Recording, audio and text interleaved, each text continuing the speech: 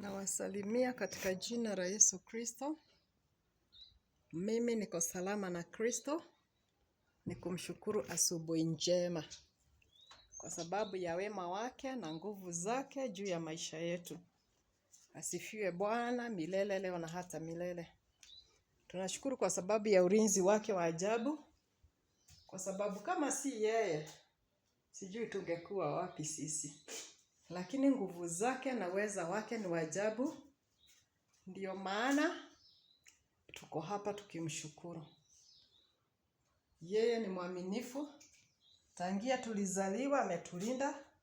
Tangia last year bado ametuhifadhi.